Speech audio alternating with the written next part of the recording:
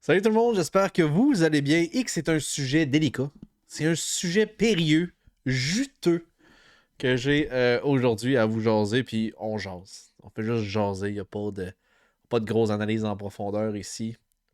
C'est juste que récemment, je me demandais, je regardais notre alignement, puis j'étais un petit peu nostalgique, je dois vous avouer. J'étais un peu nostalgique, je m'imaginais les bons vieux temps, tu sais, avec Dano.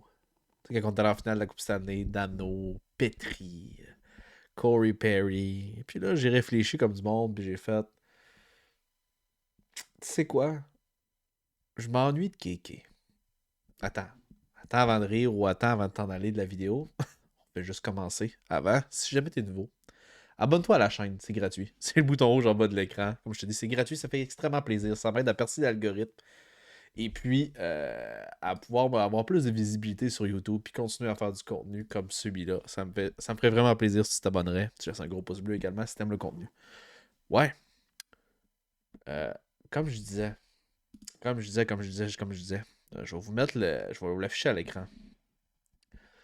C'est arrivé le 6 septembre 2021. Fait que c'est arrivé il y a à peu près un an et quelques semaines. Je pourrais dire pas mois, mais je serais pas à dire quelques semaines que cet échange-là est arrivé. Je vous rappelle, hein, on est allé, on s'est fait offrir, on s'est fait, pas non, on s'est fait offrir. Kéké s'est fait offrir une offre hostile par la Caroline pour un contrat de 6,1 millions, si je me rappelle bien. Ouais, 6,1 millions, un an. Et puis, le Canadien de Montréal a décidé de ne pas donner suite à cette offre-là. On n'a pas voulu offrir 6,1 millions pour un an à Jesperi Kotkaniemi. Et puis, on l'a perdu pour un choix de premier et un troisième ronde en compensation pour lui. Et puis, on a pris ce premier et troisième choix-là. Et puis, on l'a donné aux Coyotes de l'Arizona pour aller chercher Christian Devorak dans une espèce d'élan de confusion la plus totale, ok? Dans une espèce d'élan, c'est ça, vraiment étrange, ok? On va le dire comme ça. C'était juste étrange, tu sais. Et puis, je pense que c'était un geste désespéré, cette transaction-là, parce que cet été-là, on a perdu plusieurs centres. Hein. On a perdu Dano, qu'on a décidé de ne pas offrir 500 000 de plus pour rester à Montréal, puis on connaît la suite de l'histoire. On a perdu Keke. Et puis, on en a perdu d'autres, il me semble qu'on en a perdu d'autres. Vite de même, ça me revient pas, mais on a perdu quand même deux centres cette année-là. Ça a fait mal. Et puis, au final, qu'est-ce qui est arrivé? Comme je vous l'ai dit, on a pris ce premier choix-là. On a pris le premier choix qu'on venait de recevoir de Caroline, le troisième, puis on l'a donné au Coyote pour Christian Deverak. Dans un élan de panique. On avait besoin d'un deuxième centre. Finalement, ça ne sera pas un deuxième centre qu'on a, hein, on le voit bien. On a un troisième centre. Et quand on dit troisième, je pèse mes mots. C'est de l'euphémisme, je suis gentil. Parce que c'est pas nécessairement ce qu'on a. Hein. C'est pas nécessairement ce qu'on a eu. Christian Deverak, là, je le rappelle, euh, 56 games l'année passée, 33 points, moins 19. C'est sûr qu'on n'a pas eu la meilleure année. Euh, ça peut paraître pas si mal quand tu regardes ça, 33 points, 56 matchs. Cette année, il commence froid, mais très très froid. L'équipe a quand même du succès à domicile. Et puis là, en 6 games, aucun point. Moins 3. Et puis, j'ajouterais même que, selon moi, Christian Devorak, il est dans le top 3 des joueurs les plus lents qu'on a. euh, sans aucun doute, dans l'organisation. Présentement, dans le line-up qui joue. Là. Je pense que Kovacevic est plus lent que lui. Et puis, si j'avais à en rajouter un autre qui serait plus lent, il faut vraiment que je cherche. Là. Je te jure, je suis vraiment en train de chercher. Là. Y en a-tu un autre plus lent que. Pas certain, man. Je pense que c'est vraiment. Je pense qu'il est dans le top 3 facile. Des joueurs les plus lents. Ça, c'est sans aucun doute. J'ai jamais été un fan de Devorak. J'ai toujours questionné cette transaction-là. Mais forcé d'admettre aujourd'hui, ok, guys, forcé d'admettre qu'aujourd'hui, quand on prend le temps de regarder un peu ce que Keke a fait, certes, Keke n'a pas fait énormément plus, mais Keke a 22 ans. Devorak en a 26. Devorak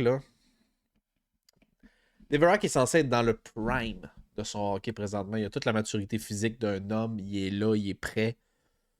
Il devrait connaître la meilleure saison de sa carrière. Et puis là, non seulement il stagne, mais il régresse. Il est plus lent que ce qu'il a jamais été.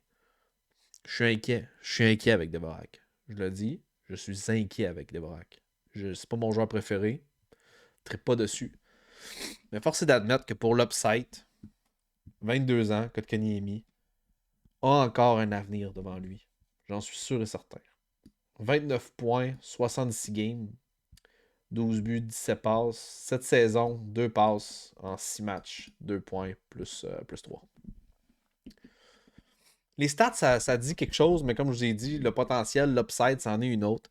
Puis, juste le simple fait que Dvorak a atteint son pic, puis ne deviendra jamais meilleur que ce qui est là, présentement, selon moi, et que c'est le pire, c'est pas un marchand de vitesse, c'est le pire, un des pires du Canadien en termes de vitesse. Quand on le sait qu'on a une équipe rapide.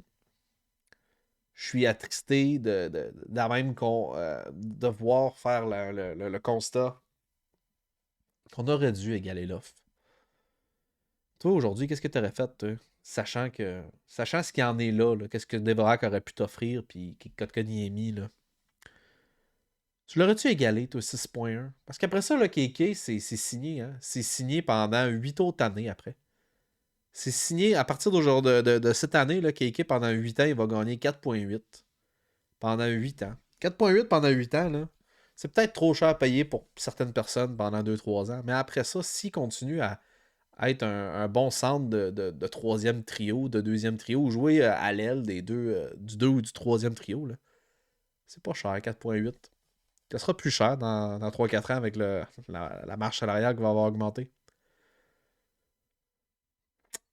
Je persiste à croire, je persiste à dire qu'on aurait dû égaler l'offre. Je pense que ça a été une erreur de Marc Bergevin.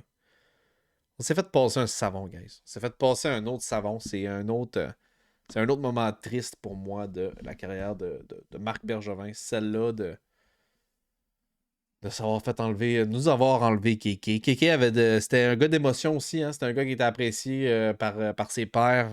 La foule l'aimait. C'était un fan favorite. Moi, j'adorais Kotkaniemi.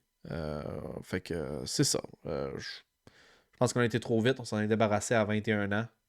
21 ans, as-tu pensé? 21 ans pour juger de même un joueur. C'est comme on était content d'avoir Kirby Doc quand il est arrivé à Montréal. On était vraiment, vraiment content. Il y a du monde qui. Ouais, c'est sûr que quand tu regardes, ça a coûté Romanov et tout, c'est une chose, mais overall, les gens étaient contents. Puis le monde disait tout, hey, il a juste 21 ans. Peu importe ce que tu vas dire sur Kirby Doc, tu vas pouvoir regarder le gars dans les yeux et dire yo, chill out, man, il a juste 28. Il a juste 21 ans. Ben, Kéké aussi, Calis. Kéké aussi avait juste 21. Je dis ça de même, je dis rien. Je regrette. Je regrette ce qui s'est passé avec Kéké. Je crois qu'on aurait dû égaler l'offre. Puis je pense que présentement, Kéké a un bon contrat. C'est ça que je pense. C'est ça que je pense, surtout quand tu regardes ce que Dvorak nous offre. Oh, sacrément que c'est pénible. C'est que c'est pénible. Bon, qu'est-ce que toi t'en penses? Je suis vraiment curieux de lire dans l'espace commentaire qu'est-ce que toi t'en penses de ce que je viens de dire. Et également, qu'est-ce que toi t'en penses? Est-ce que tu crois qu'on aurait. C'est encore la bonne décision ou on aurait dû égaler l'offre de Kotkaniemi des Hurricanes de la Caroline. Merci beaucoup d'avoir écouté la vidéo jusqu'à la fin, guys. Ça fait extrêmement plaisir. Abonne-toi à la chaîne si ce n'est pas déjà fait. C'est le bouton rouge au bas de l'écran, c'est gratuit, ça fait plaisir. On fait des actualités sur le Canadien de Montréal et sur la Ligue nationale de hockey. On n'a jamais manqué une journée. As-tu pensé? À tous les jours, j'ai posté depuis que je suis sur cette chaîne-là. Ok, ça fait même pas 2 mois qu'on est là. J'ai posté une vidéo à tous les jours. Quand même, bon, c'est notoire. C'est highlight. Et je fais ça pour vous, guys. Je fais ça pour vous. Merci beaucoup d'avoir écouté la vidéo. Peace out, guys.